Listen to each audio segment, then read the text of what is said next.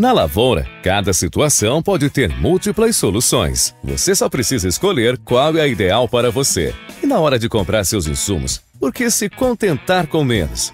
A Cultura Agro Mais oferece soluções que vão muito além da lavoura, inclusive na hora de pagar seus insumos. Na Operação Barter, você paga com a sua produção e ganha de brinde muitas vantagens, tanto na compra quanto na venda.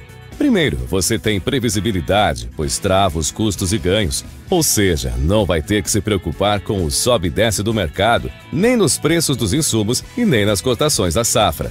Você também ganha na facilidade, não tendo que financiar ou desembolsar recursos. Não tem burocracia. Além disso, tem a tranquilidade de plantar já com o destino certo para a sua produção. Nem com a armazenagem você terá que se preocupar. Prefere fazer sua compra da maneira tradicional? A Cultura Agro Mais tem a troca com troco. Você faz suas compras e sai com troco em dinheiro para investir no que quiser em sua propriedade.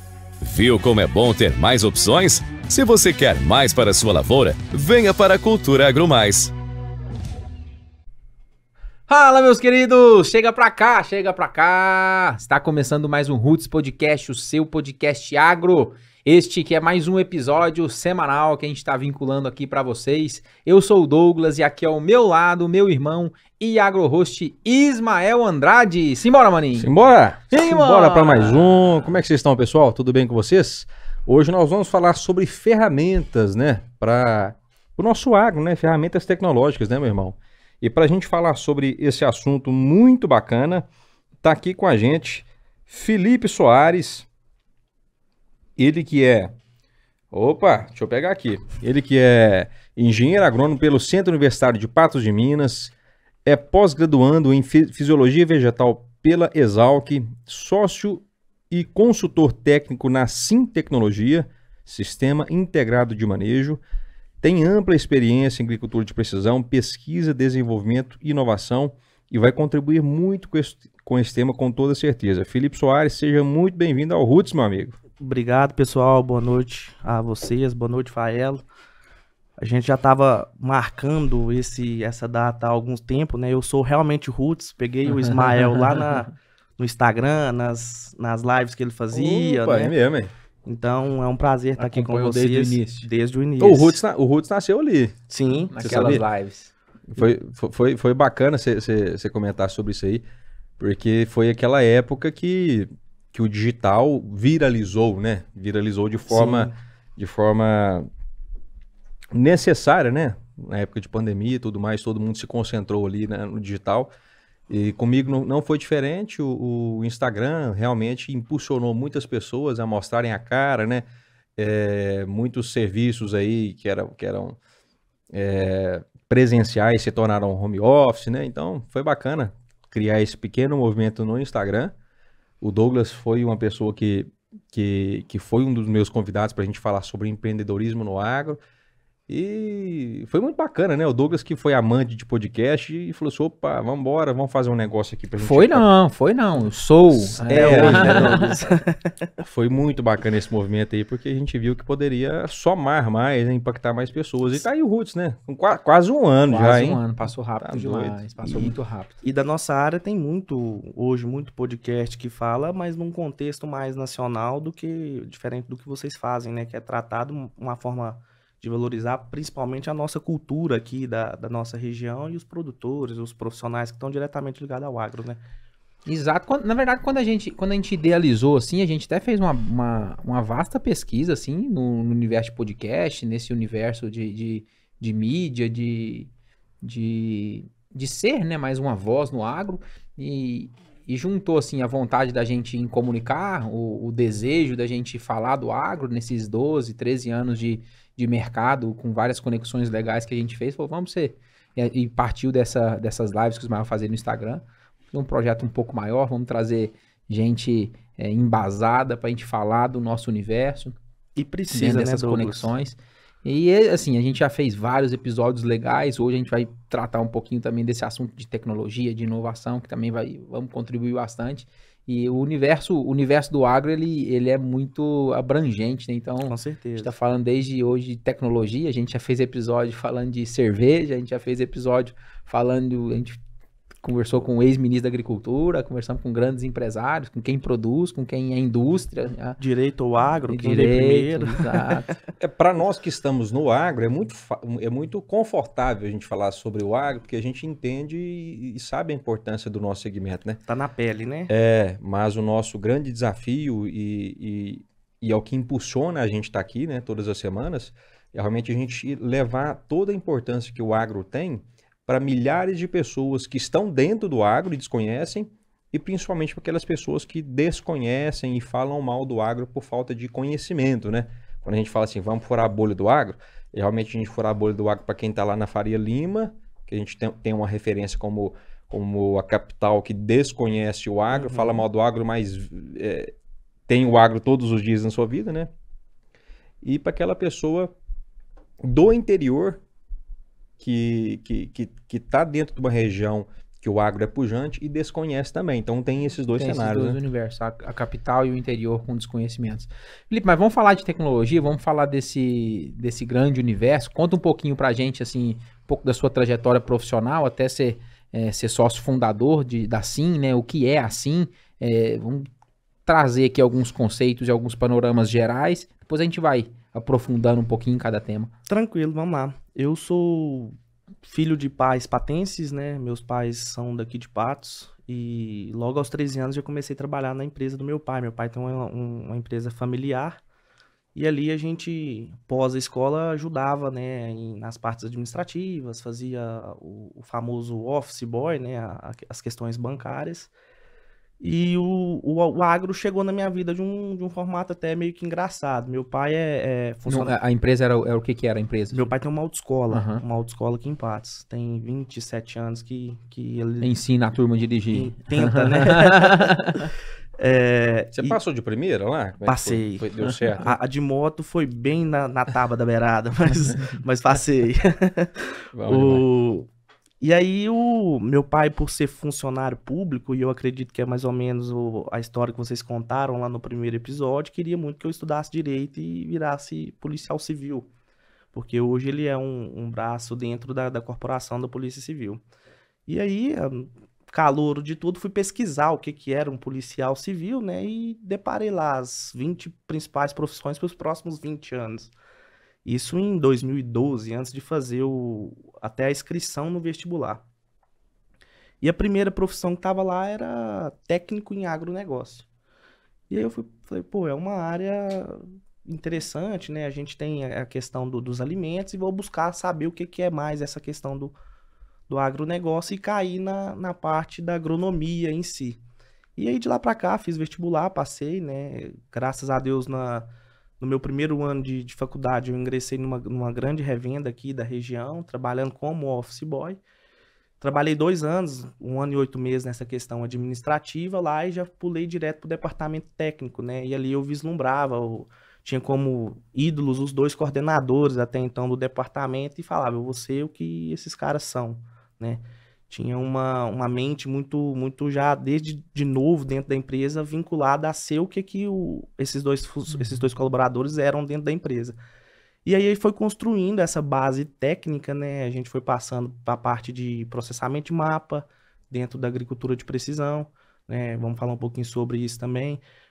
Depois foi para pesquisa e desenvolvimento, que era uma empresa que tinha muitos protocolos de pesquisa, de foliar, de fertilizante líquido na região, e depois já foi, né, o desenvolvimento de mercado até começar a ter uma carteira de clientes para dividir a área com um outro consultor, e aí veio o convite, né, desse sócio investidor da SIM, que é um produtor rural, é um cara que entende muito de irrigação aqui na região, para a gente estar dentro desse desenvolvimento, né, da empresa como um todo. É uma sementinha que a gente está plantando todos os dias para tentar fazer com que a gente aplique de uma forma diferente as ferramentas que a gente vai falar um pouquinho aqui hoje sobre. Legal, legal. Maravilha. Então a empresa nasceu na base técnica e com oportunidade de mercado também, esse mercado que na verdade, se a gente for analisar o produtor rural, nós estamos falando de quais prestações de serviço, Felipe? Porque a gente está falando de tecnologia, mas a gente vai falar de um universo de ferramentas, Sim, né? sim. Só pra gente ter, pra quem tá em casa também, entender do que se trata a tecnologia, do que se trata toda a parte, você falou um pouco aí sobre mapas, a gente vai falar um pouco sobre agricultura de precisão, mas o leque ele é muito grande, né? Sim, Não é muito amplo. Quando a gente fala esse cenário, a gente imagina só uma coleta de solo e uma análise de solo, né? Muito mais do que isso, Eu né? costumo brincar com os nossos clientes, produtores, né? Eu acho que vocês dois já tiveram a oportunidade de a gente estar junto com o cliente, que o nosso leque de serviço ele é um pouco diferente do mercado. Porque hoje a gente não tem vínculo com nenhum tipo de revenda. Então, o nosso trabalho ele é estritamente técnico. A gente tem parcerias com algumas revendas, né, aqui da região, mas assim, aquela obrigatoriedade de estar um trabalho direcionado a que a revenda vende, a gente não tem. A gente priva isso. Tanto é que toda negociação que eu faço, quando é com alguém de uma revenda, eu sempre deixo muito claro para o produtor e para quem está comigo o seguinte, o dado ele é do produtor. Então, nós vamos fazer uma diagnose específica, vamos montar um planejamento nutricional para aquela área, mas o dado ele é do produtor. Então, assim, se o produtor vai fazer negócio com você, eu ficaria muito feliz, porque, querendo ou não, a gente tem essa parceria. Mas se ele vai procurar A, B, C, D para fazer essa compra, ele está mais do que no seu direito e a gente até indica para ser feito, né? A gente sabe hoje essa questão do dólar, dessa loucura de compra que tá, de fertilizantes defensivos.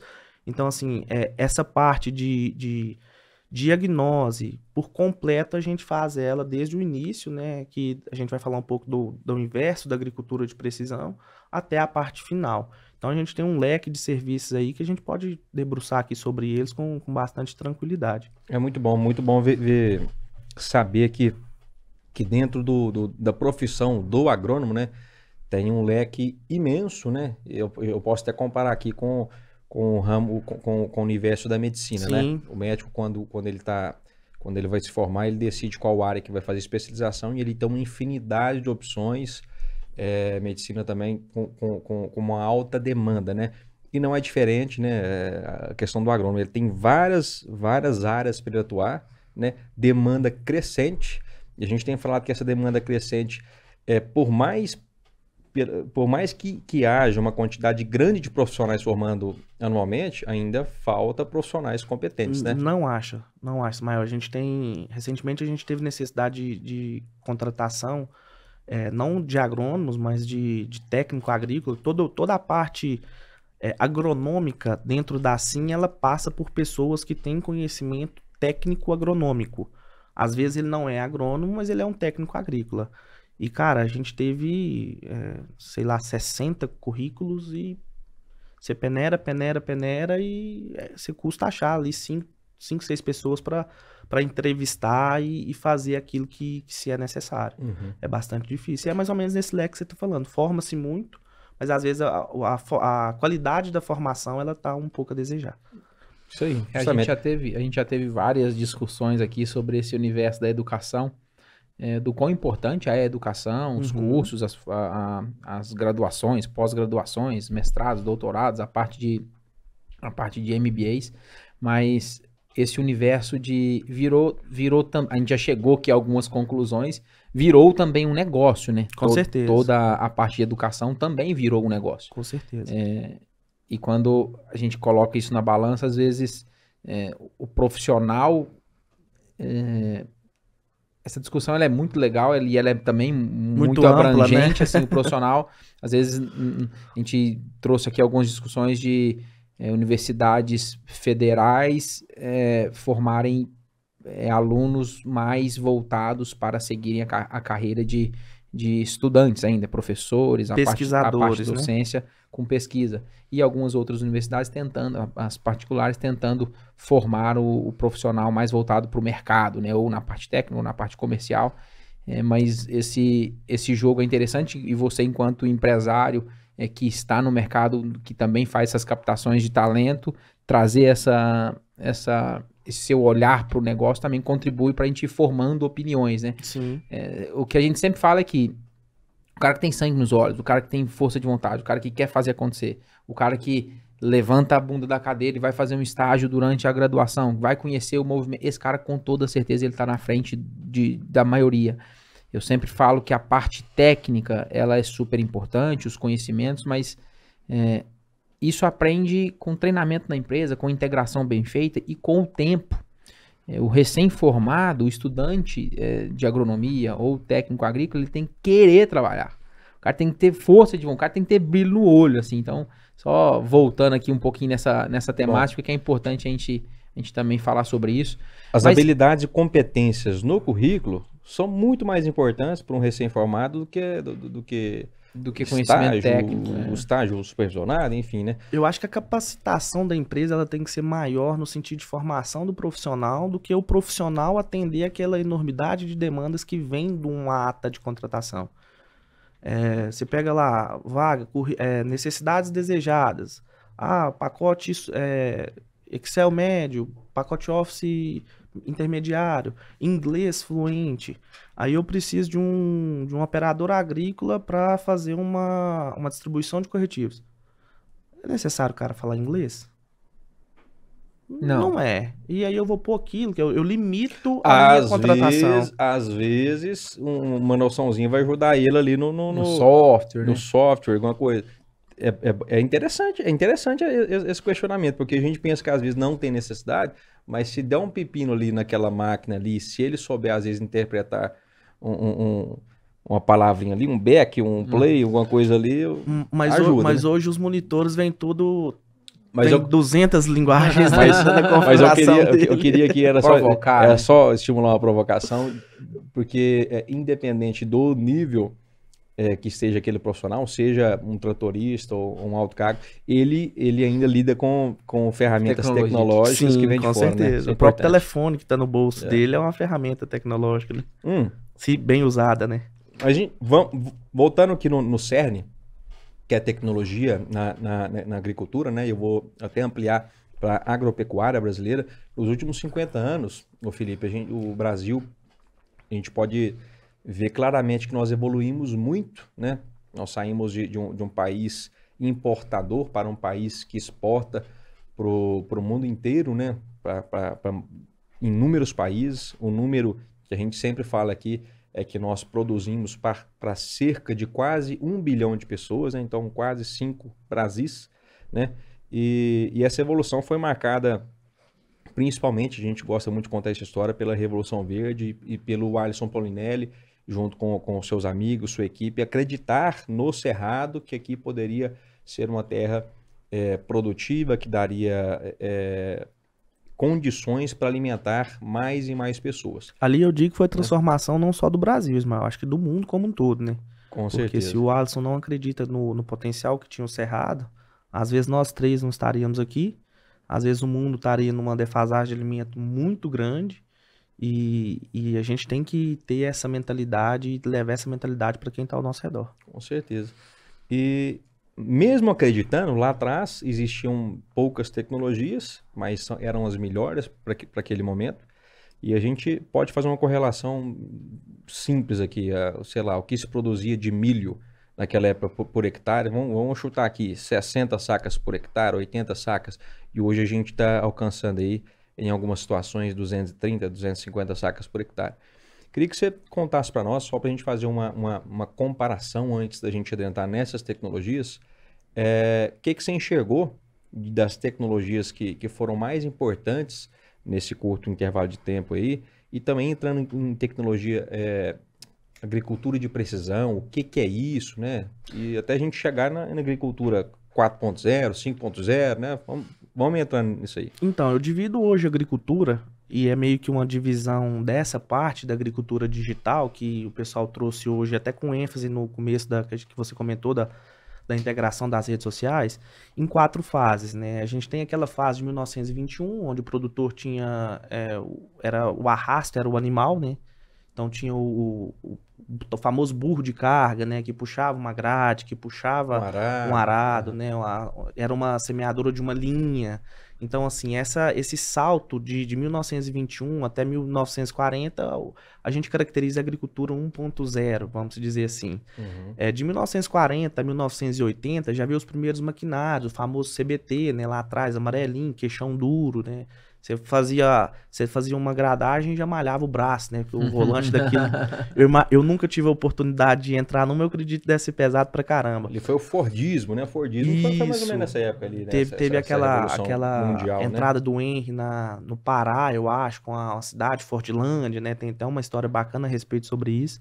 E ali já teve alguns avanços em maquinário agrícola. Então, o que a gente percebe? A agricultura de precisão como um todo, a agricultura 4.0, ela vem trazendo um acompanhamento à evolução do maquinário agrícola. De 1940 a 1980, 90, teve o avanço das tecnologias, né? Então, a gente está falando de uma soja resistente a Roundup, de um milho Pro 2, 3, VIP 1, 2, 3, né? O BT veio nessa inserção. E um avanço muito grande também na tecnologia de fertilizantes. Então, é liberação lenta, controlada, é encapsulado, não é, tem uma proteção, né? Retarda a liberação do nitrogênio. Então, assim, essa veio e aí a gente encaixa dentro de um 3.0, algo nesse sentido.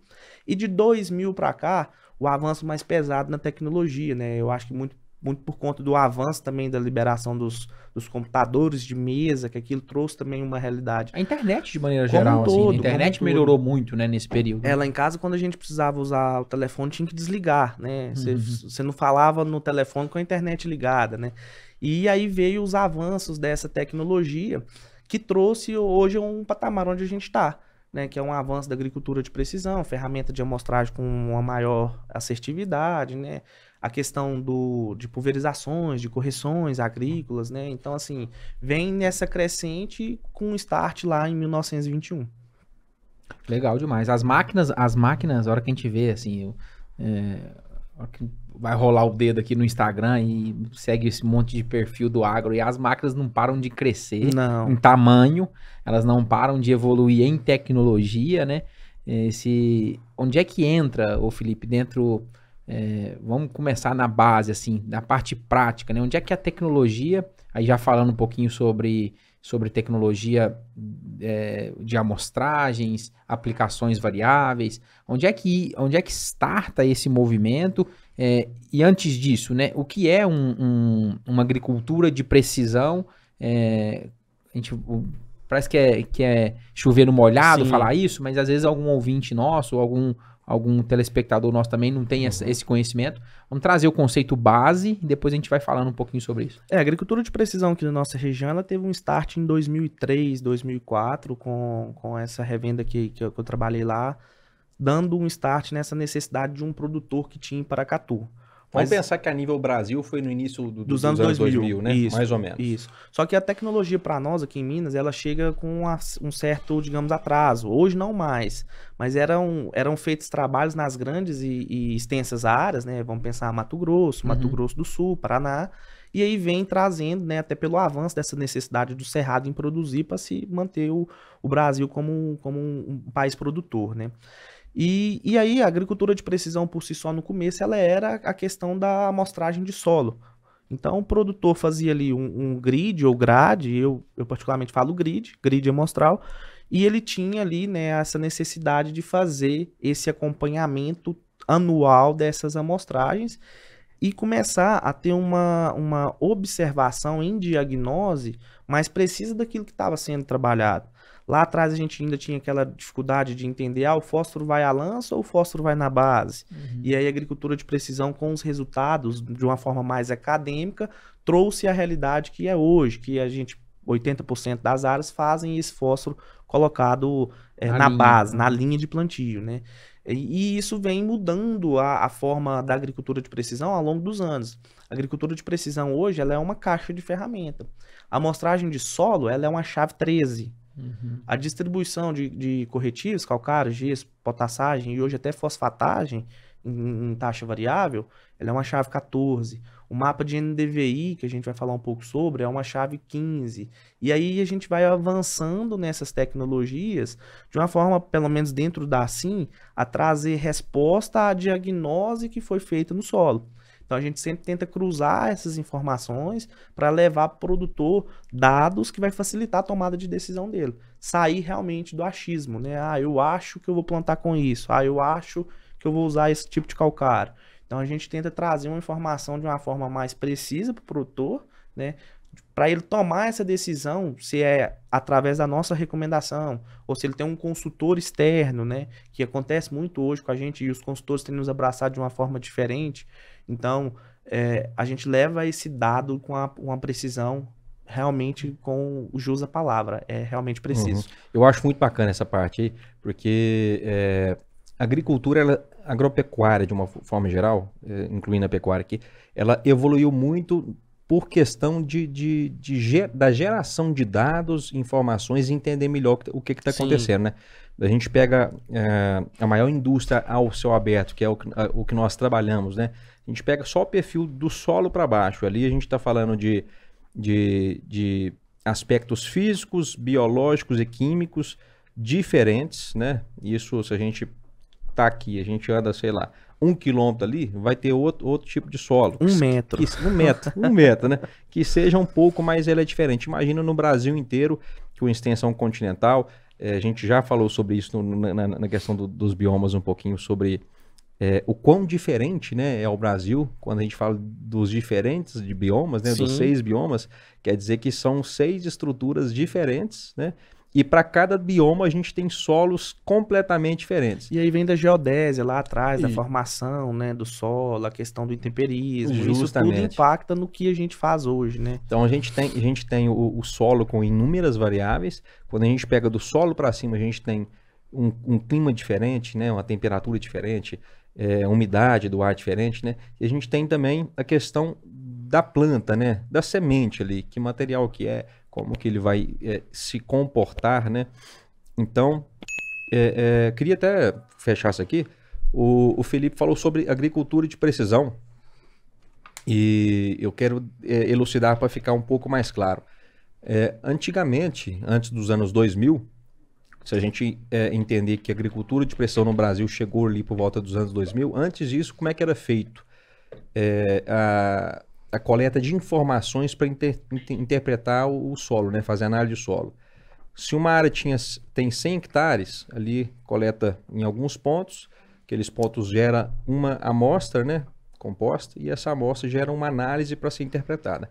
Na agricultura de precisão, aquela mesma área de 100 hectares, define-se o grid, como o Felipe falou, grid o mais comum de 1, 3, 5, 10? A gente tomou como praxe, Ismael, por conta dessa experiência. Mais assim. Isso, com essa experiência que a gente tem aí já 8 anos trabalhando diretamente com isso, a definição do grid, o menor que a gente faz, dependendo do trabalho, é o grid 1 e o maior é o grid 5. Por quê? Quando você pega a dependência espacial de um ponto para o outro no grid 5, um dos processos de elucidação do dado é a interpolação do mapa. Então, se eu tenho um grid 5, que é um ponto aqui e um ponto aqui, quando eu vou juntar para definir o que está entre esses 2 pontos, a gente perde uma correlação de dados. Quando eu vou para um grid menor, por exemplo, um grid 1, eu tenho esses pontos aqui. Então, essa dependência espacial, né, dessa variabilidade, principalmente para... ela fica menor, ela né? fica menor, então eu tenho um conceito maior de dados, eu tenho uma relação maior. Então, dentro da assim a gente faz do grid 1 ao grid 5, pensando em cereais, pensando em café, 1 no máximo, 2, 2,5, porque o café já tem uma peculiaridade, né, da questão da arquitetura de planta, que a gente, depois, se vocês quiserem, a gente fala um pouquinho também sobre isso. Maravilha.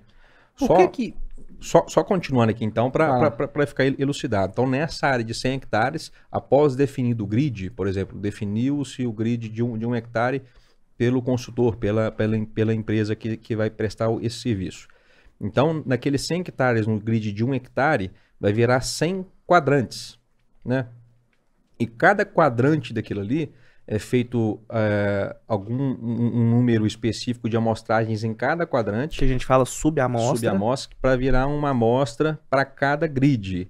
Então, geram-se 100 análises de solo, que vai gerar 100 interpretações, e essas 100 interpretações é que vai fazer toda a recomendação e através de um chip, de um pendrive, que ela insere na máquina, e a máquina vai fazer aplicação de corretivo, de nutrição, por por taxa variável, né? Justamente. Tá batendo a carteira do Filipinho? Deixa o Filipinho Não, falar. ué. É um complemento, é um complemento. Mas assim, a agricultura de precisão, eu gosto muito disso aí. E Eu tô tem mu- brincando, e tem tô muita- brincando. e Nós tem estamos mu- aqui pra contribuir. E tem muita coisa bacana para falar para frente, porque agricultor de precisão, o que eu falei aqui para muitas pessoas é chover no molhado, mas o Felipe vai trazer Mas coisa não nova é. aí. Sim, Mas sim. não é. Mas uma pergunta, uma pergunta de quem também não está dentro desse universo, né? Por que que o cara tem que fazer agricultura de precisão? Quais são os benefícios? Opa, isso é Quem- importante. quem ainda não faz, nós estamos falando em amostragem de solo. O cara que vai lá e tira uma amostra lá, tira nessa área de 100 hectares, ele vai tirar 10 amostras, junta, manda pro laboratório, tá aqui, agrônomo, a minha análise de solo, o que que eu tenho que fazer de calcário, de fertilizante, eu vou plantar soja. Para esse cara sair desse nível e falar, agora eu vou fazer uma agricultura de precisão, quais são os benefícios? Vou te dar um exemplo de um cooperado da cooperativa que você hoje atua.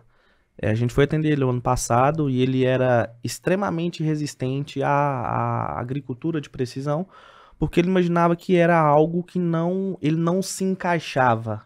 Ele não tinha, como que eu posso dizer? Ele não tinha ele tinha uma crença de merecimento que ele não merecia ter agricultura de precisão dentro das áreas dele. E a gente, na necessidade de atender ele, né, é um cara que todo mundo gosta lá no Carmo, e eu falei com ele, pessoal, vamos fazer o trabalho. Se você não ficar contente, aqui entre eu e a cooperativa, a gente se acerta e você não vai ter custo financeiro nenhum com isso. Certo. Que ele achava... Você prometeu para ele. Isso, que ele achava caro, que no investimento não era rentável. A gente fez um grid 1 numa área de 120 hectares. E dentro dos nossos materiais, Douglas, talvez seja o único que até hoje eu vi aqui na região, a gente entrega para o produtor um mapa de rentabilidade. Então, vamos pegar o exemplo da área lá do Léo. O Léo tinha 120 hectares. E então gerou, né, dentro dessa lógica que o Ismael passou um pouco aí, aproximadamente 120 pontos, né?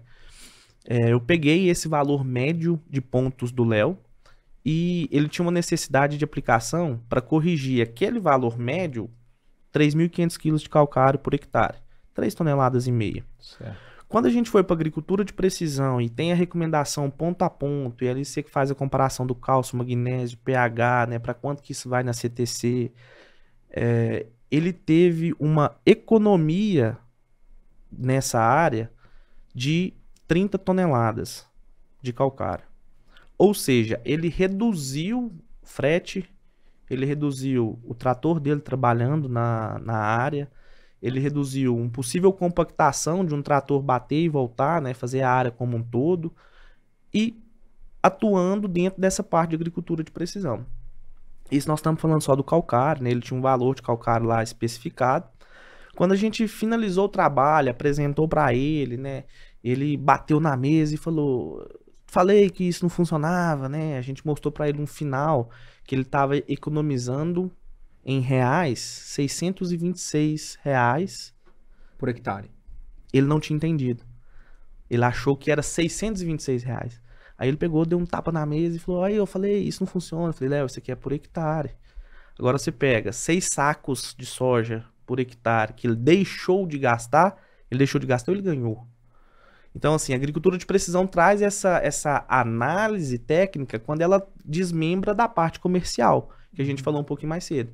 Então, a diagnose bem feita, um processo de interpretação de dados bem feitos, e levar para o produtor a ferramenta que hoje atende o cara de 10, de 15, de 5, de 30, de 1.000 hectares, ela traz uma resposta, uma solução para aquilo que ele está precisando. E esse mesmo raciocínio, você fez um raciocínio sobre calagem, sobre a parte de calcário, mas ele também serve lá na aplicação variável para o potássio, serve na aplicação variável quando a gente fala também de fertilizante.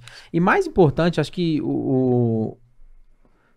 esse raciocínio de economia, na verdade, não é nem esse raciocínio, né? Sim. É um raciocínio de uso racional dos insumos, né? É o Esse famoso exemplo... 4C, né? Isso. A dose certa, no local certo, na época certa, na fonte certa. E a agricultura de precisão, ela vem muito embasada em função disso. A gente apela, e essa realmente é a palavra, porque o produtor ainda, Douglas, ele é muito marcado pela parte financeira do negócio.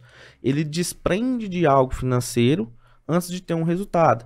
Porque para nós, a empresa é nova ainda, né? Então, assim, a gente tem uma parceria com alguns laboratórios e esse curto prazo de tempo a gente repassa ele pro produtor. Então, às vezes o produtor faz o investimento sem ter o resultado nas mãos. Uhum. Então, ele pensa, cara, eu tô pagando algo que dentro da cabeça dele é caro, né?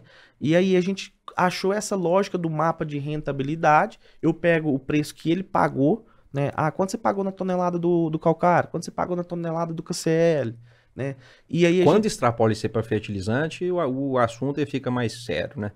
Quando dá uma diferença muito grande, Ismael. Uma correção de potássio aí, né, KCl, eu não sei quanto tá hoje, mas virou uma fortuna tudo aí, né? Na verdade, voltando a esse raciocínio de uso racional, é mais para entender um mapa, né, um exame ali do solo, a análise de solo, para entender quais pontos já tem aquele nutriente em níveis bons, quais pontos não, para poder fazer uma aplicação variável para aplicar somente aonde tem a necessidade. Essa área do Léo, pra você ter noção, Douglas, eu tava até montando o material dele pra gente apresentar, que ele fechou com a gente novamente. Teve ponto vizinho, que a gente chama, né? Vamos dar um número hipotético aqui, o ponto 1 e o ponto 2. Do ponto 1, ele teve uma necessidade de cloreto de 200 quilos e do ponto 2, 0. Então, se ele vai para agricultura pela média, às vezes ele ia fazer 200 quilos numa área total e está aplicando um fertilizante dentro de uma área que não tem aquela necessidade de correção. Né? Que ele consiga passar, principalmente hoje, como o Ismael falou, com os custos muito elevados, ele consegue passar aquela safra sem ter aquela necessidade. Uhum. E aí a gente vai para o critério técnico da essencialidade daquele nutriente. Né? Faz sentido. Então, assim, a gente bate na economia. Porque o produtor, quando ele vê o trabalho, quando ele enxerga o mapa, né? Tem produtores que falam, eu gosto do mapa coloridinho. Uhum. Então, assim, quando ele vê o mapa, ele não consegue mensurar aquilo.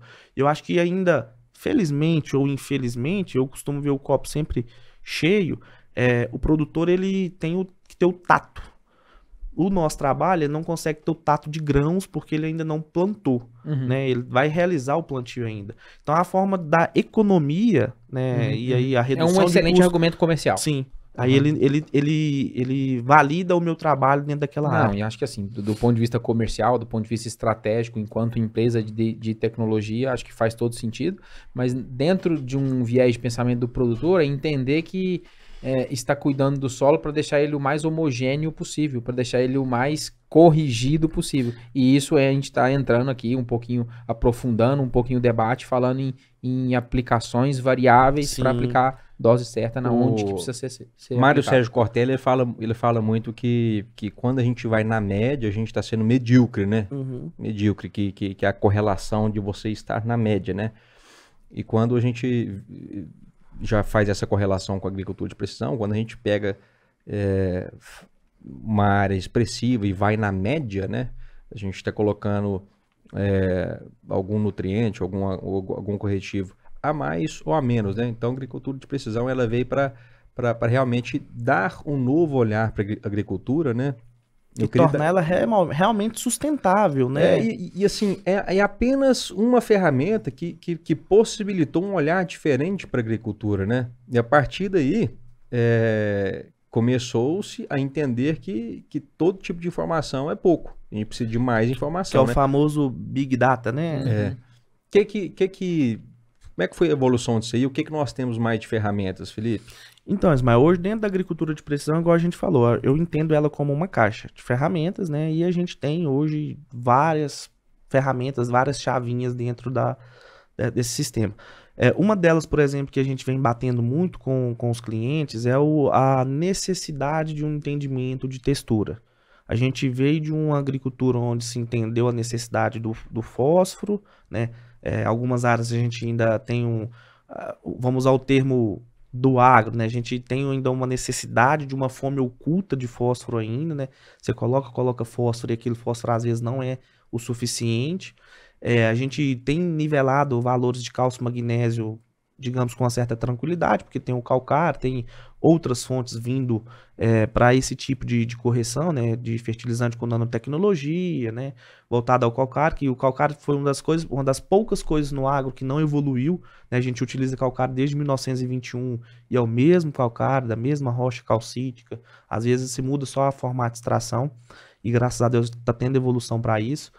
E eu tenho batido muito com os nossos clientes a questão física do solo. E dentro da SIM, a gente costuma entregar mais daquilo que a gente é contratado. E dentro dessa parte física, a gente começou a bonificar. Eu não gosto muito dessa palavra, porque o que se é dado não se gera valor, mas a gente começou a bonificar para os produtores análises físicas do solo. Então, toda a área que a gente atende, ela tem que ter uma análise física do solo para a gente entender. E essa análise física é aquela granulométrica mesmo. A concentração de textura, né? Argila, silt e areia que tem dentro dessa O produtor área. está preocupado com isso hoje? Não, Douglas. Qual é a importância de estar preocupado com isso? A importância que eu vejo é fundamental, principalmente são dois fatores, um nutricional e um biológico, né? E vamos debruçar aqui um pouco sobre ele. O nutricional é um posicionamento mais assertivo de gesso. O gesso está cada vez mais difícil de se conseguir, a extração, frete, né? E quando não se faz gesso, o gesso é a fonte mais barata de enxofre que a gente tem hoje no mercado. Então a gente sabe que dentro da fisiologia da planta, o enxofre é necessário a cada 1/10 do nitrogênio que se é colocado, né?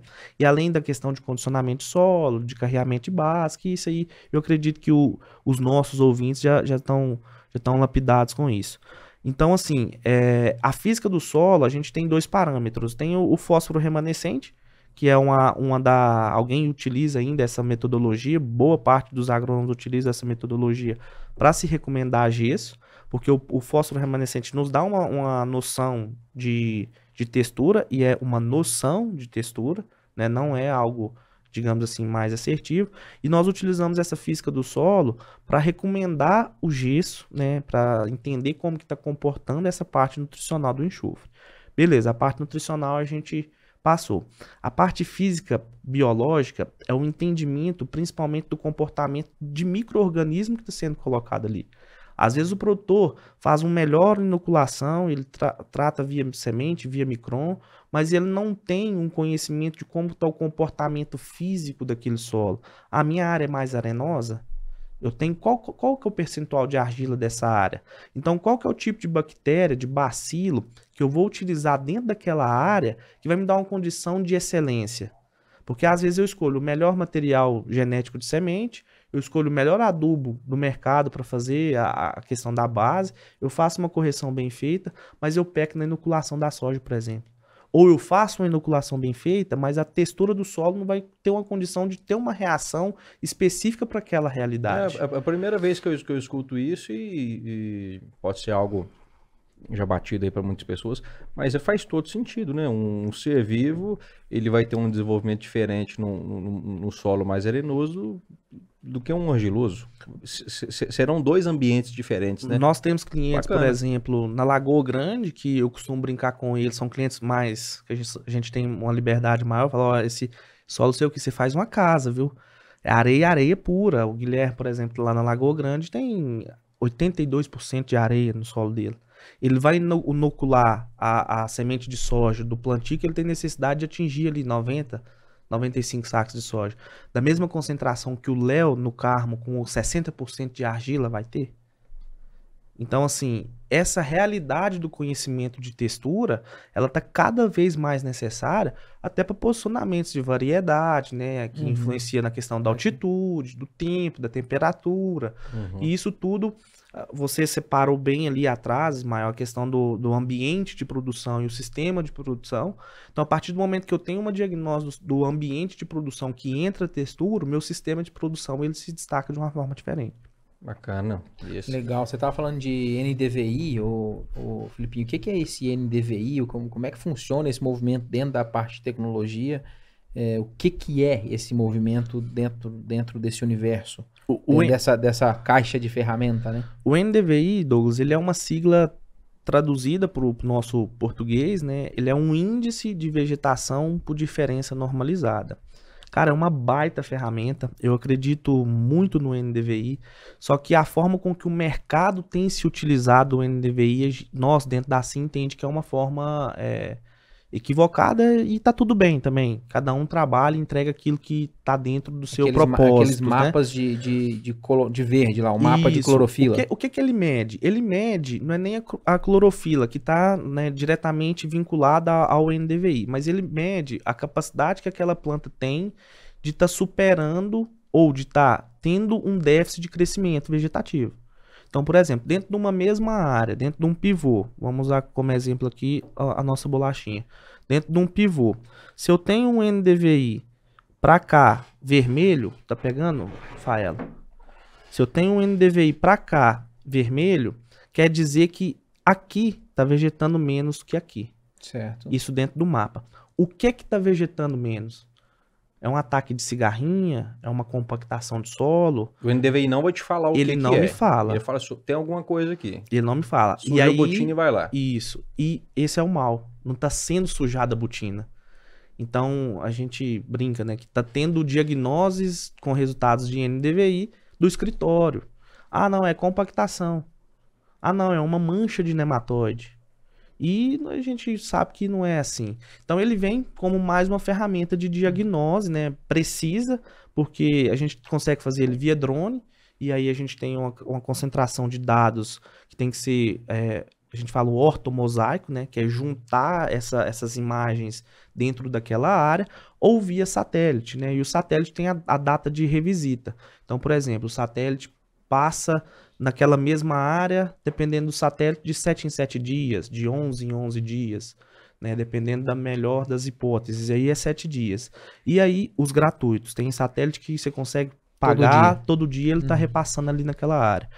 E aí tem a questão de processamento, né? Nós dentro da ASIM nós não processamos nenhum mapa de NDVI que tem uma cobertura de área de nuvem maior do que 5%. E aí, às vezes, a gente pega mapa interpretado do cliente que tem aquela mancha vermelha e aí é a sobreposição da nuvem, é a sombra da nuvem. Isso tudo induz o produtor a pecar. E eu falo pecar por quê? Porque o NDVI bem processado, ele te dá uma diagnose. Mal processado, virou forma de venda. Ah, não, faz um foliar ali. Ele trabalha contra, né? Se ele não for bem interpretado e usado da forma certa, Sim, né? Então, assim, mas virou ferramenta de vendas, maior. Entendi. E é isso que me, assim, dentro da gente que tem, né, a agricultura de precisão na veia, que chateia, né? Porque, tá vermelho aqui, sua planta tá vegetando menos, vamos fazer um foliar tal.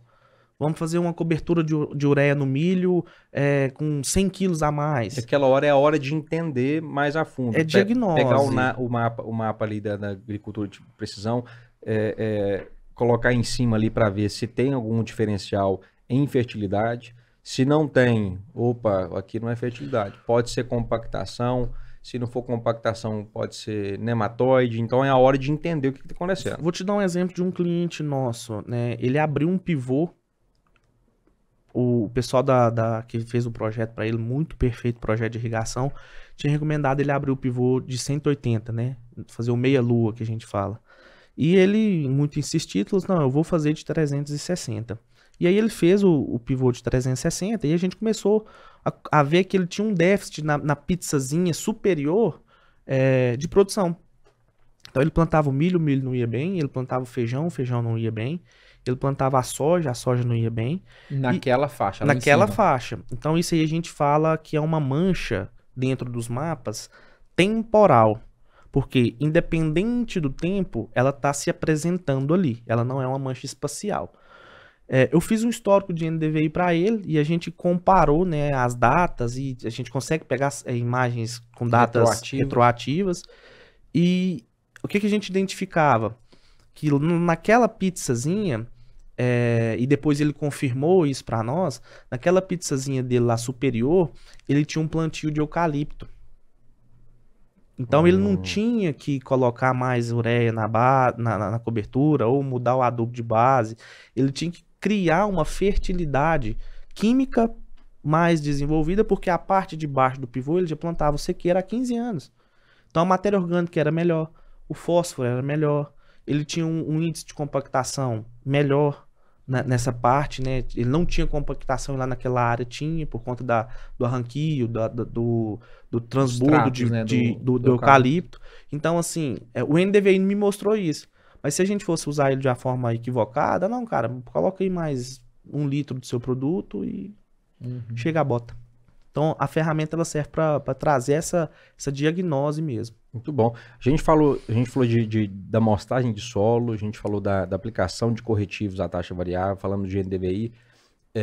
Falamos brevemente sobre mapas de compactação.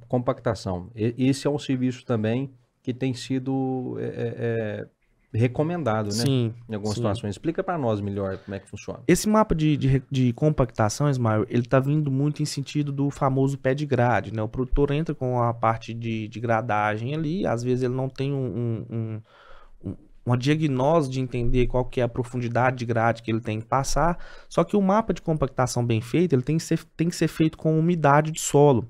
Então a gente tem que estar naquela janela do verão ali, né? Do novembro, dezembro, que chove bastante, porque o solo ele tem que estar na capacidade de campo. E aí a gente tem ferramentas hoje que você vai a campo com essas aferições, a gente costuma trabalhar em grid também para entender, né? Ou pegar o NDVI para nos mostrar uma mancha que tem de diferença e aí ali avaliar e faz essa leitura, dependendo do equipamento, até 1 metro de profundidade. E aí a gente interpola, né, usa o mesmo formato de interpolação da química para trazer para o produtor uma tomada de decisão mais facilitada na questão de descompactação. Às vezes ele pode usar uma planta de cobertura e utilizar naturalmente fazer essa descompactação. E aí, se a gente for falar aqui de planta de cobertura, a gente fica a noite inteira, né, dos benefícios. Mas às vezes ele tem que fazer realmente a gradagem. Normalmente, pode ser que em algumas situações não há compactação ali de 0 a 20, mas que existe essa compactação um pouco mais profunda. Sim, sim. Ou até mesmo o inverso. O inverso. Está compactado ali de 0 a 10, 0 a 20, por conta da física do solo, que a gente já falou um pouco sobre, e abaixo daquela zona não tem compactação, né? Então, é o pé de grade, não é? É realmente o tráfego de máquinas em cima, né? E isso tudo traz uma compactação. É um teor de matéria orgânica que está menor em algum lugar, que a gente sabe que dá um efeito colchão ali, travesseiro. Corte de milho para silagem é mestre né? para acontecer isso aí, né? E isso me assusta bastante, né? É algo que eu quero até abordar com vocês. Tráfego intenso de caminhão ali, porque pode ser que a chuva ali também intensifica mais esse processo de compactação. Porque né? Hoje o que acontece? Eu, Felipe, sou totalmente contra a grade. Eu não gosto de colocar, né, implemento no solo, porque eu acho que aquilo ali é um retrocesso muito grande. Hoje a gente tem ferramenta... A evolução do plantio direto veio para mostrar que justamente isso veio para ficar mesmo. E às vezes você tem uma planta de cobertura, o uso do ambraquiário, de um crotalário, de um sorgo boliviano, que vai criar um perfil de solo em raiz e aquilo ali vai descompactar de uma forma natural.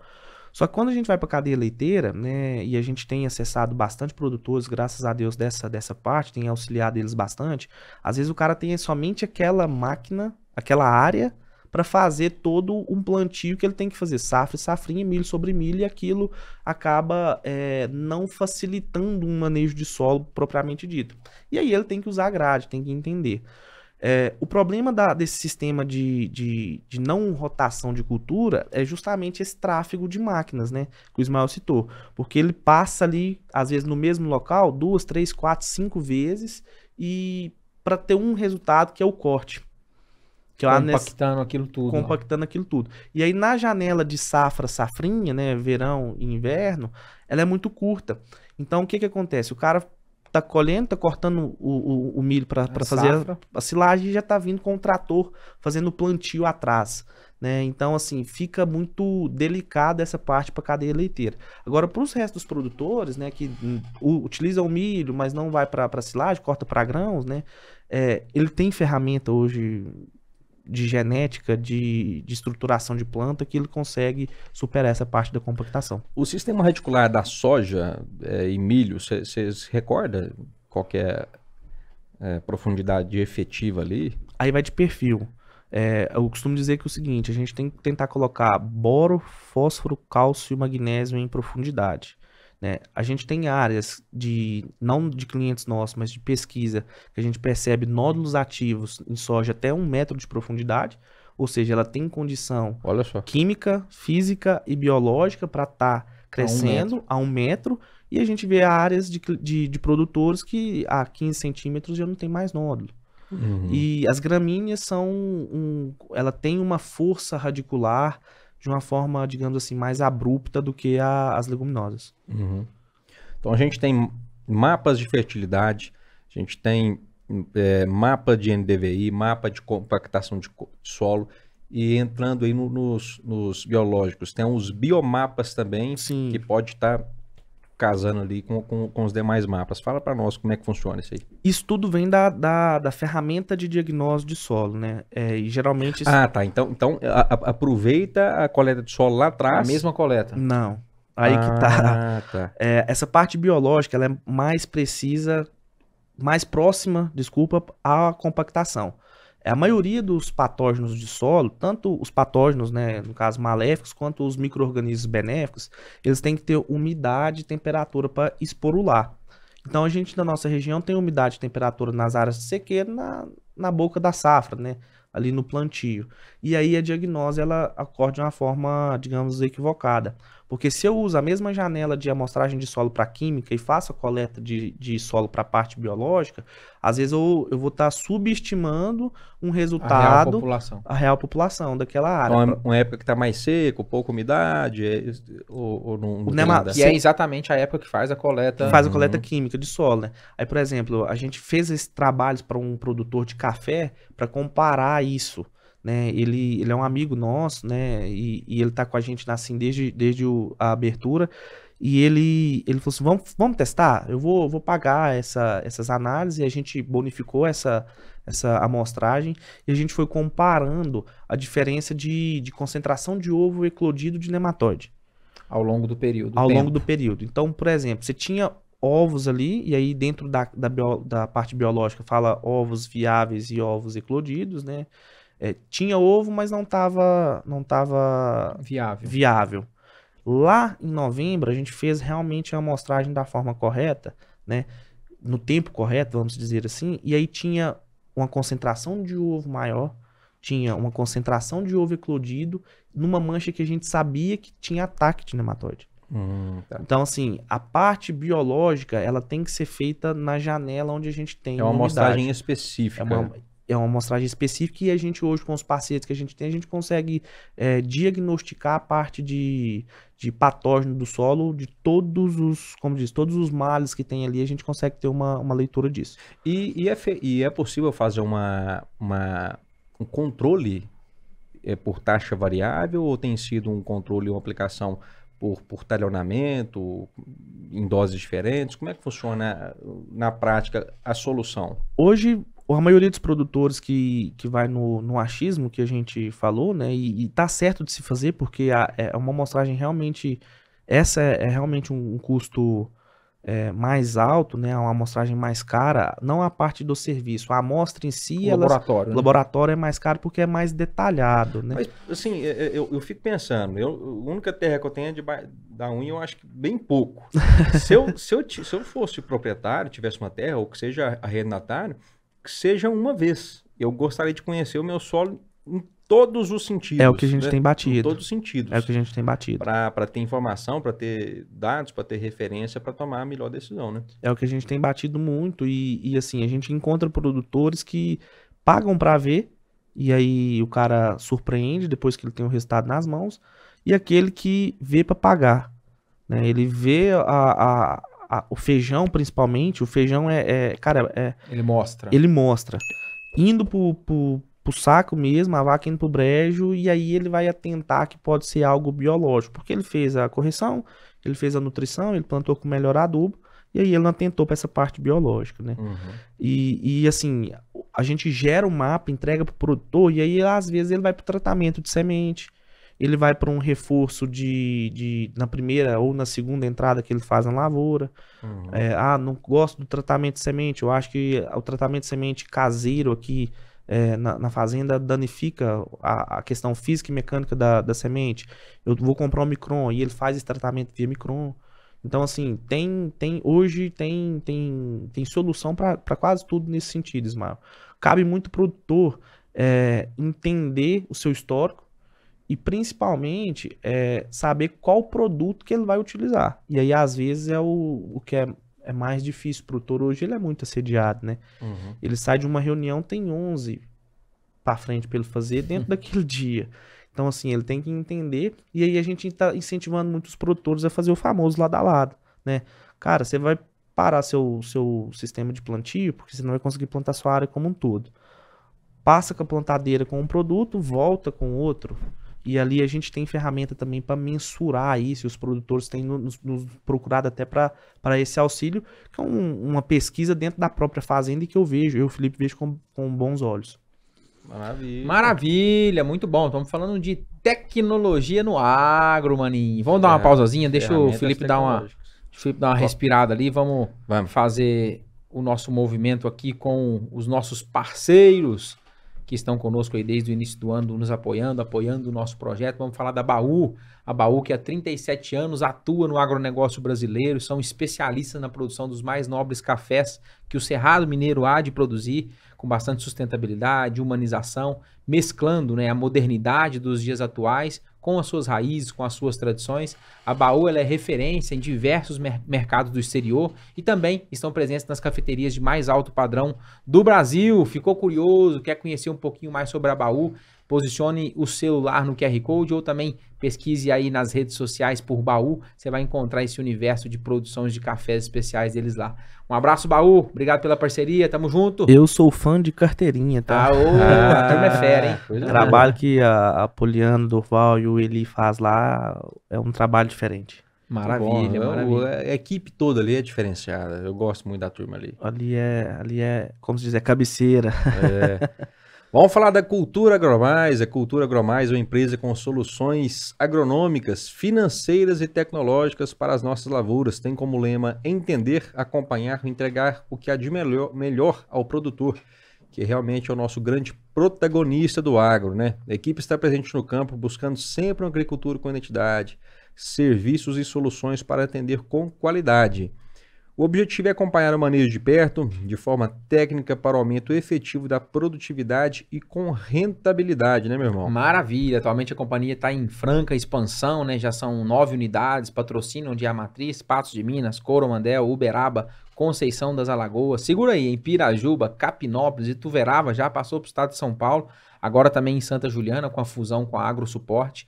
Para conhecer mais, que ficou curioso também, conhecer mais sobre a cultura, posicione o celular no QR Code ou também pesquise aí, digite nas redes sociais por Cultura Agromais para conhecer um pouquinho desse universo deles. É bacana. Um abraço, Cultura. Essa expansão da cultura aí foi um movimento interessantíssimo e de acordo com a movimentação do mercado, né? Está sendo, né? Não parou não. Decidiram fazer essa movimentação porque viu grandes chegando aí e falou assim, opa, deixa eu mexer. Né? Vamos expandir. E tá uma gigante no mercado.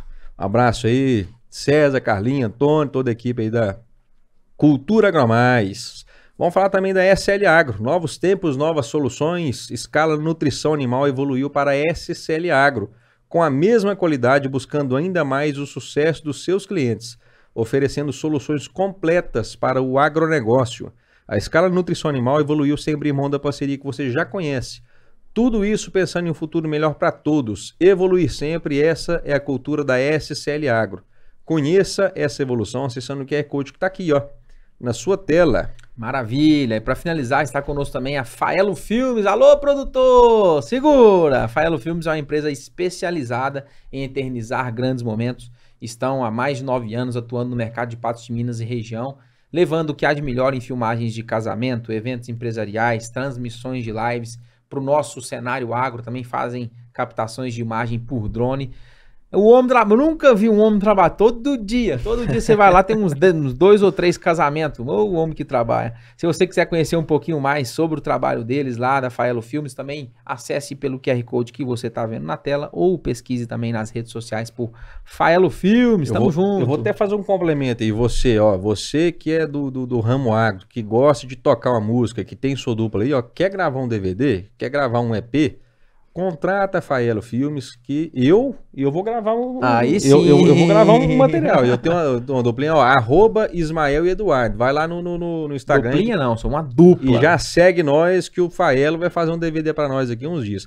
Rapaz, hora que eu mexer a cadeira aqui, escuta, ó. Rapaz, o Faelo me olhou de banda. Eu fiquei até com medo, eu tô sacudindo aqui. Não, ele tá falando dessa cadeira. É só essa cadeira que fez o bagulho. Ele tá falando dessa cadeira aqui, deve ter uns 3 meses. Fala assim, Ismael, cadê o White Lube? Cadê o White Lube? Rapaz, passão desgripante. E muito preocupado com qualidade. A hora que sai um arranhado desse aqui no microfone, ele já tá bravo. Abraço pro Dudu, o seu parceiro novo. Eu estudei com o rapaz. Eduardo. Agora Simbora, sim, que um dia você vai ver um show nosso aí, ó. Violento. bombando Espero nas ser paradas convidado, de né, sucesso. Douglas? Aí sim, aí sim. Meu irmão, vamos falar do Clube Roots? Antes disso, você que é empresário, você que quer vincular sua marca aqui no Roots Podcast, nos mande uma mensagem. A gente está fazendo toda a programação para o ano de 2023. Tem interesse em vincular e segue aí nesse caminho do agro, no mesmo propósito que a gente, que é de falar desse grande universo, propagar as boas e grandes informações que o nosso agronegócio tem. Manda uma mensagem para a gente construir esse cenário junto. Vamos falar do Clube Roots também. Clube Roots é para você, CPF, para você, pessoa que está aí do outro lado da telinha, que não tem empresa e gosta da gente, falou, quero ajudar esses meninos também. Como é que eu faço? A gente criou um clube de assinatura, um clube que está lá na plataforma do PicPay. Você posiciona o celular no QR Code, você vai cair direto. Se você está vendo, né, esse movimento nosso pelo celular, não tem jeito de você colocar o celular no QR Code, né? Então você vai no link que está aqui na descrição abaixo, você vai ser direcionado direto lá pro PicPay, que é uma plataforma de pagamento. Você vai fazer um cadastro rápido e a partir de R$9 por mês você pode contribuir com esse nosso projeto. Você vai contribuir por quê? Porque você gosta de nós. Então você quer apoiar a gente, quer apoiar que esse movimento continue, e a gente está precisando do seu apoio. O ano que vem a gente está de casa nova, ano que vem a gente está totalmente remodelado os nossos estúdios. Estamos precisando do seu apoio, que gosta desse nosso cenário, desse nosso movimento do agro. Cai pra dentro, vem com nós. E tem parceria nova chegando, hein? Tem parceria nova chegando. Se Deus quiser, os nossos parceiros vão ficar com a gente. Nós vamos ter uma retenção de 100%, mas já tem parceiro novo chegando, viu, gente? Maravilha. Sejam todos bem-vindos aí. 2023 vai ser um ano ótimo pra gente continuar essa comunicação do agro, né? Viu? E você que tem a sua empresa, eu vou reforçar aqui, ó. Chama a gente, vamos vincular a sua empresa aqui. Chama no direct. Que nós vamos fazer um trabalho maravilhoso. Faelo, fala pro pessoal curtir aí, inscrever no canal, ativar o sininho. Aí, tem que arrumar o microfone pro Faelo lá, pra ele falar com a turma lá, ó. Cadê curta, compartilha, não, inscreva-se. O que mais? Ativa a notificação. Tamo junto, Faelão. Maravilha. Filipinho, vamos voltar pro nosso assunto aqui. Eu queria que a gente... Eu tenho uma pergunta primeiro. Vai lá, manda lá. Cabe assim aí nesses patrocinadores? Meu querido. Simbora. Empresa em ascensão, crescendo do jeito que tá. Vamos mundo velho de cliente desse aí? Tá doido. Vai ser um prazer a gente poder criar esse raciocínio junto aí, meu Estaremos juntos, aí então, sim, né? Maravilha. Muito bom. Vamos falar um pouquinho desse universo. Você falou do mapa de NDVI, que às vezes é captado por drone. O Faelo ali na produção também, que trabalha com drone. Agora a gente está vendo uma outra vertente, né, nesse universo de utilização de drones em aplicações. Sim. Aplicações de produtos. A gente viu drones, a gente está vendo alguns helicópteros, está vendo alguma dessas ferramentas vindo com inovação forte, várias empresas dentro desse segmento. Como é que está esse universo, Felipe? Eu queria que você falasse um pouco mais de profundidade da parte de qualidade também de aplicação. Sim. Quais são os gargalos, porque tudo que é novo, tudo que rompe barreiras, tudo que são novos entrantes, são super importantes, mas ali começa uma caminhada e uma corrida das melhorias imparáveis, né? Rapaz, eu queria, antes de você falar, Felipe, eu queria só falar aqui. Rapaz, eu assisti um vídeo, se eu não me engano, deve ter mais ou menos uns 10 anos, e se eu não me engano é da John Deere, que foi apresentado para nós lá, sobre agricultura do futuro. Cara, e tinha, sei lá, tinha 90% das coisas que hoje a gente tá vivenciando. Vendo. Que é drone, que é um maquinário automatizado, que a pessoa acordava, a televisão já conversava com ela, que hoje tem Alexa, né? Que temperatura que tá hoje, como é que vai ser o dia, como é que vai ser isso, como é que tá o sistema dele, onde que tá cada maquinário trabalhando. É muito legal. E hoje a gente vê... Cara, toda vez que eu vejo um drone sobrevoando uma lavoura, eu falo assim, gente do céu. Chegou, né? Atrás, né? Olha pra você ver, cara. Chegou, imagina 10 anos atrás uma pessoa ver isso aqui, eu falo assim, você tá ficando doido da cabeça, né? Então, Douglas, assim, é igual você falou, assusta, né? Assusta os produtores, assusta até a gente que tá inserido nesse mecanismo de tecnologia dentro do agro, né? porque virou mercado. O mercado de uma prestação de serviço propriamente dita. E assim como foi a agricultura de precisão, os clientes começaram a nos solicitar muito isso, né, por confiar no trabalho que a gente faz, por entender aquela qualidade que a gente entrega, né? Seguindo o raciocínio do Mário Sérgio Cortella aí, o que eu falo com a nossa equipe? Você aceita algo mediano? Num plano de saúde, num atendimento? A minha equipe fala, não, então vamos entregar algo que seja extraordinário para os produtores, né? Que a gente fideliza eles dentro da nossa cadeia. E com o drone, essa demanda não foi diferente. A gente foi atender uma demanda fisiológica de um cliente nosso, que ele fez uma aplicação numa área de 150 hectares de drone e deu a famosa fito, né? Que a gente caracteriza aí uma fitotoxidez dentro da cultura, dentro daquele plantio, né? E o produtor falou, cara, você tem que entrar nesse nicho. Nesse mercado. Eu preciso de alguém com a sua qualidade que você tem vindo da diagnóstico de solo para pulverizar. E eu sou muito cético com essas coisas, Douglas, e antes de tomar a decisão eu costumo estudar. Então eu sentei com a minha moçada, né? Falei, gente, ó, tá surgindo essa demanda, a gente tem que abraçar isso, porque os clientes estão nos solicitando para não acontecer o que está acontecendo, porque a gente frustra, eu pelo menos, Felipe, frustro na questão de você faz a melhor diagnose, o cara tem um plantio com plantabilidade excelente, sem nenhuma falha, sem nenhuma dupla, e chega no momento da pulverização, acontece de uma fitotoxidez na lavoura, e aquilo ele toma 5, 6, 10 sacos do produtor, e aquilo eu acho que impacta até no meu trabalho para o próximo ano. Com certeza. Então, Vocês investiram? Vocês já compraram? Vocês estão atuando nessa prestação de serviço? Como é que tá esse movimento dentro da... Os nossos drones estão para chegar. Só que a gente... Mas vocês vão vir também com essa tecnologia. Só que a gente vai atuar, Douglas, de uma forma totalmente diferente que o mercado tem atuado aí. Dando continuidade na pesquisa que eu fiz, né? Eu peguei o nosso fornecedor de drones e falei, ó, cara, eu preciso conversar com o seu cliente. Aí ele falou assim, Felipe, mas por quê? Eu falei, não, eu preciso entender qual que é a dinâmica de trabalho dele. Não, mas eu não posso... Não, eu não quero o seu fornecedor de drones, não. Eu quero o cara que te compra o drone. Então a gente pegou ali do Oiapoca ao Chuí, vamos dizer assim. Eu conversei durante 10 dias com 85 prestadores de serviço com drone no Brasil como um todo. E ali a gente foi entendendo, né, o que é o gargalo operacional do drone. Eu acho uma ferramenta fantástica, eu acredito que funciona bem, mas ela funciona bem quando se é bem trabalhado. Então a gente entendeu que o pessoal não preocupa com volume de água, a qualidade dessa água, porque quando a gente vai pro drone, a gente tem uma inversão, né? Num pulverizador... Tem mais produto do que água. Num pulverizador normal, numa barra, num autopropelido, a gente tem mais solvente do que soluto, né? No drone é inversamente proporcional. É mais soluto do que solvente. E aí é ultra baixo volume, é uma concentração de gota com um maior potencial químico, né? E aí a gente foi começar a entender isso, né? Como que tá a água? Que pH que está sendo feito isso? Como que é a dureza da água? A água também tem a sua física, né? E aí a gente viu que 78 desses profissionais não se preocupavam com a água. Incompatibilidade, faz ou não faz um teste de jarra? Tem produto que vai químico, vai biológico, vai herbicida?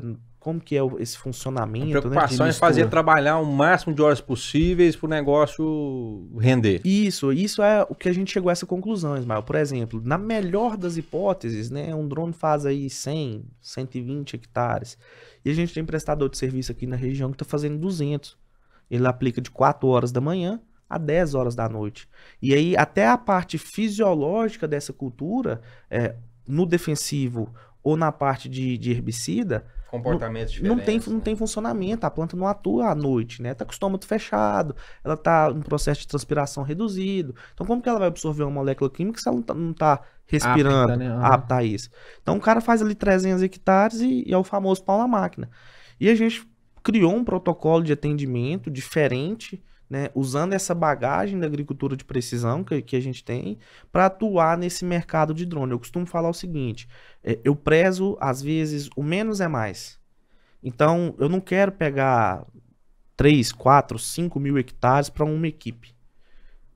Faz, mas como que vai ser feito? Então a gente vai prezar por atender alguns clientes, entender essa dinâmica do mercado, como vai comportar. O nosso preço, pela nossa entrega, ele vai ser um preço diferente do que o mercado tem entregue, e aí a gente vai atuar nessa parte fisiológica, nessa parte de tecnologia. A gente encontrou um parceiro que desenvolveu um óleo específico para utilização com drone, então vai vir, talvez seja o único produto que hoje a gente vai comercializar, seja esse óleo para pulverização agrícola. Então, assim, vai ser algo de uma forma técnica, não vai fugir dos nossos padrões. Não dá para negar que é uma tecnologia que veio para ficar, né? Sim. A gente está falando de agilidade, a gente está falando de possibilidade de aplicação. A gente já tem a aplicação aérea, mas a gente tem diversas áreas que não possibilitam voos, né? E de avião, por exemplo. Às vezes 5% da nossa região, talvez, seja o número, os grandes produtores aqui, os grandes grupos que têm essa capacidade até financeira de ter o avião agrícola de pulverização, né? Eu falo mais, às vezes, até por dificuldade de áreas pequenas mesmo, Sim. ou árvores no meio do talhão, ou algum movimento que não caiba a aviação, nem que seja por prestação de serviço, mas que abre uma lacuna e uma janela de oportunidade para esse universo de prestação de serviço gigantesca, né? O que você falou da área pequena, ela nos chama bastante atenção. Eu sou produtor, eu costumo falar, eu brinco de produzir, né? A gente tem uma arinha pequena, a gente sofre muito com isso, né? Até com pulverização lá, a gente sofreu muito com isso. Produtor de hortaliças. Hortaliças. Sofrendo nas Você hortaliças. viu até a respirada, né? Você deu aquela puxada de ar. E assim, a moçada não quer atender o pequeno produtor, né? E dentro da nossa agricultura de precisão, na parte de diagnóstico de solo, quase que não sai, nós tivemos aí um resultado ano passado de 15 mil hectares, graças a Deus, com um ticket médio de 22 hectares. Então, os nossos clientes, eles são pequenos produtores. A gente atende clientes de 3, 4, 5 mil hectares também, mas a nossa entrada nesse mercado foi para atender esse cliente pequeno, de 100 hectares, que tem o volume de área arrendada maior do que de área própria, e aí esse mecanismo aí que a gente vai atuar da mesma forma, né? Lá para nós, quando a gente foi contratar para pulverização, o prestador de serviço falou comigo, qual que é o tamanho da sua área? Foi a primeira pergunta que ele me fez. Ele não sabia a minha condição de pagamento, ele não sabia que produto que ele ia aplicar, ele me perguntou qual que é o tamanho da sua área. Para ver se tem a viabilidade econômica para ele ir ou não. E a nossa área que é arrendada, ela tá 1,5 km de Patos. Você pega 700 metros de terra. Aí eu falei, a nossa área é de 6 hectares. Ele, cara, não faço mais. Eu perguntei, mas por que? Ele, não atendo. Tá, e foi até, assim, a gente conhecia o prestador de serviço. Por favor, né? Nós estamos precisando, né? A melancia tá lá, vai acabar a melancia. Não, eu pego áreas acima de 50 hectares agora. Então, assim, nós não vamos ter essa vaidade, nós vamos estar para atender o propósito da SIM, que é atender o produtor da melhor maneira possível. Nossa, ia passar esses 6 hectares rápido pra caramba, né? Não quis. Não, mas fala de maneira objetiva, quais são os 3 principais benefícios do drone, frente a um trator com maquinário? O primeiro que eu vejo é o amassamento, Ismael, né? E aí a gente pensa no amassamento da cultura, né? Do sistema de produção e o ambiente de produção também, que é a parte do solo, né? A Embrapa já soltou nota, algumas teses de doutorado dos grandes centros que o Douglas falou, né, de pesquisa. Dependendo da situação, a gente tem um ganho de produção de até 20% quando se comparado ao aquele amassamento. Então, esse poderia ser o primeiro. Amassamento, compactação? Amassamento, compactação, né? O segundo, o foco da precisão daquela gota, quando se tem uma aplicação bem feita, né? E não poderia falar, mas já que você perguntou, e a condição de corrigir microelemento, por exemplo. Então, a distribuição de sólidos, que tem uma ferramenta para isso, né? Aí eu preciso de um boro, eu tenho que aplicar o Lexita. A gente sabe que os equipamentos hoje de distribuição não faz, né? Baixas dosagens de corretivos, né? Aí um enxofre elementar, é um boro via Lexita. É uma distribuição de planta de cobertura, né? Então, assim, pensando no sistema como um todo de um mecanismo de produção para aquilo, né? Então, a principal vantagem, cara, e dependendo do olhar, a questão da cadeia de carbono também, né? Porque a partir do momento que você tem o drone, você não tem a entrada de emissão de gases, né? Monóxido de carbono, e aí vai efeito estufa, e aí a conversa... Haja bateria, né? Haja bateria. Quanto que faz qual que é a capacidade do drone em litragem e qual que é a dosagem por hectare? Douglas, hoje tem drone Tem de de tudo todos quanto é os jeito. tipos. Tem drone de 5, de 8, de 10, de 15, de 16. E aí Rapaz, vai do investimento que você quer fazer em o relação preço? a isso. 16 litros de capacidade. Isso, mas assim, tem drones até maiores hoje já. Micro-helicópteros, né? Eu vi esses dias, acho que até em São Gotardo, o pessoal pulverizando abacate. Com Olha helicóptero. Não era um Vant, né? Um veículo não tripulado. Né? Mas tinha um formato de um helicóptero e aí você faz ali aquela pulverização. E pensando em volume, qual... E aquela bostinha é o preço de um trator, viu? Rapaz do céu. É uma casa popular. Viu? É uma casa popular. E é difícil porque... Quanto é? Nós estamos falando 150, 200, 300 mil reais um drone? O pacote nosso hoje que a gente fez a compra com as baterias extras, hélice, né? 320 mil reais. 320 mil. É um puta do investimento. É uma casa popular. É. E aquilo ali não tem seguro não, moçada. Caiu, quebrou tudo. Eu fui aqui em todos os bancos e cooperativas aqui da região, pessoal. É uma operação nova, né? Estende a mão. Tem que ser bom no videogame ali, no joystick ali. Tem que ser violento no rádio, porque o negócio não vai não. Só pra gente finalizar aqui o raciocínio, a gente falar brevemente, queria que você concluísse aí 2 serviços importantes, que é a questão da amostragem foliar, passar sobre isso aí, e para fechar o ciclo que é o mapa de colheita, né? Acho que a gente fecharia bem esse conceito aí das principais ferramentas, né? A amostragem foliar na nossa região aqui, Ismael, ela tem sido feita mais nas culturas perenes, né? O café a gente tem um histórico de amostragem foliar tradicional e talvez seja aquele único ditado, meu avô fez assim, meu pai fez assim e eu vou fazer assim, que a gente tem que permanecer, né? Eu falo e brinco sobre isso porque a gente tem que abrir a mente para o que é o novo, né? E a amostragem foliar no café, principalmente, ela traz um histórico de posicionamento, até porque você consegue fazer aquela correção de forma mais longa, né? Porque a cadeia da cultura perene, ela se estende durante todo o ano produtivo e aí nos cereais você não consegue fazer. O que a gente tem consolidado com os nossos clientes de cereais também? Vamos fazer essa amostragem de folha? Ela custa tão barato. É importante a ferramenta.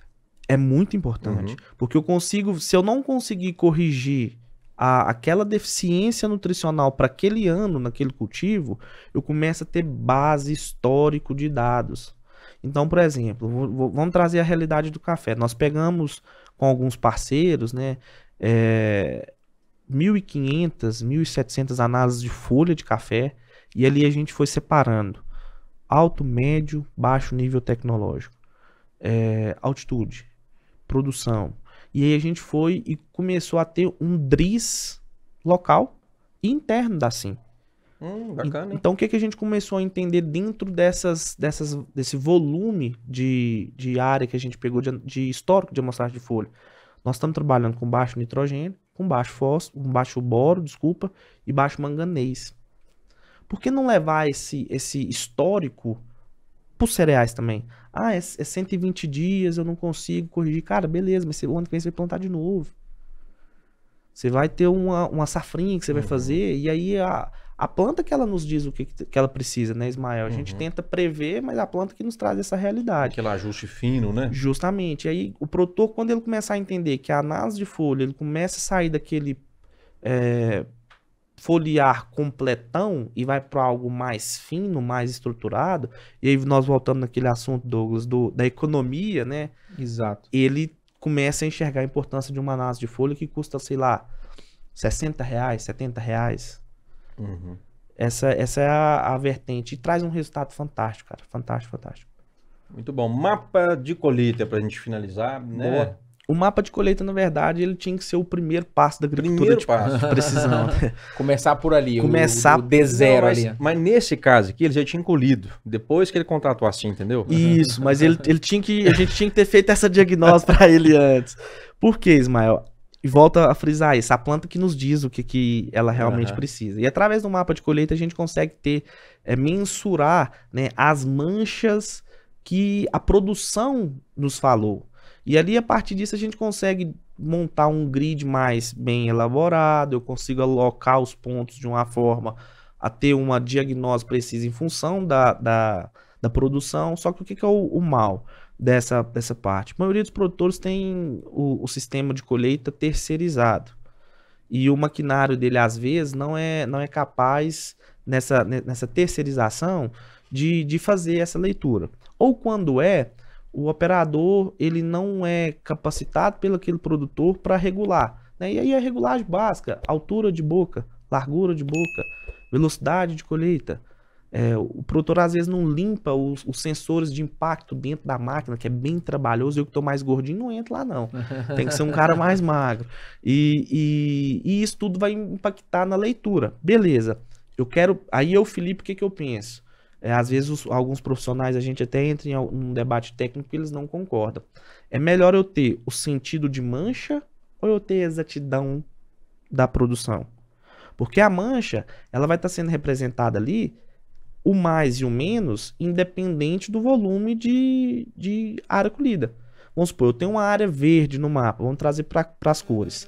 Se eu colhi 80 ou 50, dá uma diferença, porém, se eu colhi 20 ou 10 do lado de cá, ela vai ficar vermelha. Então, essa noção de escala, a gente tem que ter um trabalho relacionado a isso.